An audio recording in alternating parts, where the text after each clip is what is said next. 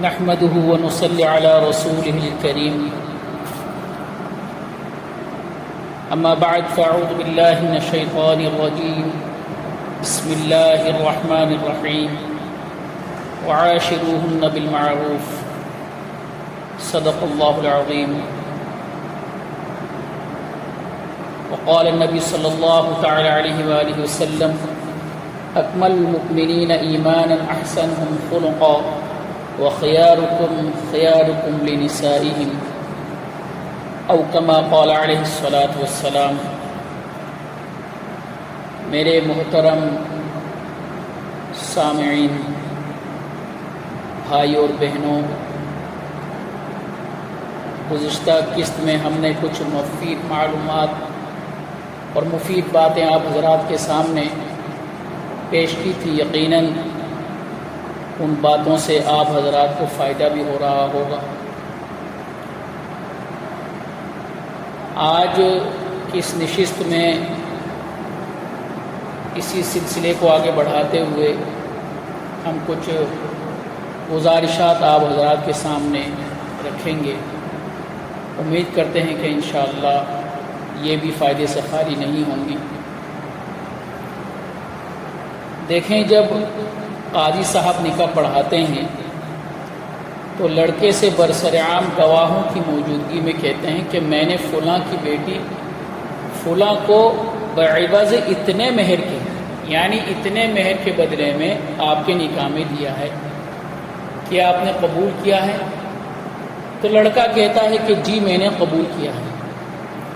اب یہاں لڑکے کا جو کہنا، قبول کرنا، جی میں نے قبول کیا ہے، اس کو ہم کچھ اس طرح سے سمجھانے کی کوشش کریں گے کہ تاکہ ہمیں معلوم ہو یہ جو جملہ ہے میں نے قبول کیا ہے، اس میں کتنی گہرائی ہے اور اس جملے کا مطلب کیا ہے۔ اس جملے سے ناواقفیت کی وجہ سے اکثر رشتے ٹوٹتے ہیں اور اکثر رشتوں میں دراڑ کا جو سبب ہے وہ بھی اس جملے کو نہ سمجھنا ہے۔ یہ جملہ اپنے مفہوم میں بہت گہرائی رکھتا ہے۔ کچھ مفہومات ہم آپ حضرات کے سامنے پیش کرتے ہیں۔ لڑکا کہتا ہے کہ جی میں نے قبول کیا ہے، جی میں نے قبول کیا ہے۔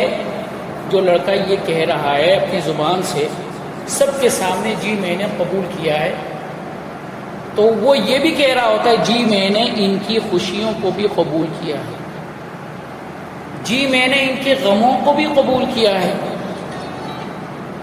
جی میں نے ان کی پریشانیوں کو بھی قبول کیا ہے، جی میں نے ان کی بیماریوں کو بھی قبول کیا ہے، جی میں نے ان کی تلخیوں کو بھی قبول کیا ہے۔ غرض ان کی زندگی کے سارے دکھ سکھ کے لمحات کو میں نے قبول کیا ہے۔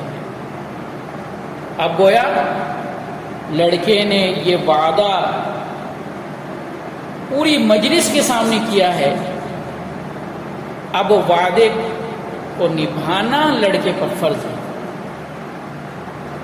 مزے کی بات یہ ہے کہ وعدہ نبھانا یہ عین عبادت بھی ہے، 100% عبادت ہے۔ جیسے نماز عبادت ہے، بیوی کے ساتھ محبت بھی عبادت ہے، دل لگی کی باتیں کرنا بھی عبادت ہے، اس کے ساتھ ہنسی مذاق کرنا بھی عبادت ہے، اس کی دلداری کرنا بھی عبادت ہے، اس کے ساتھ بے تکلفی کی باتیں کرنا بھی عبادت ہے۔ جیسے روزہ عبادت ہے ویسے اس کے ساتھ ہنس کر بات کرنا بھی عبادت ہے، جیسے حج عبادت ہے ویسے اس کے ساتھ کھیلنا بھی عبادت ہے، جیسے زکوٰۃ عبادت ہے ویسے اس کے حقوق ادا کرنا بھی عبادت ہے۔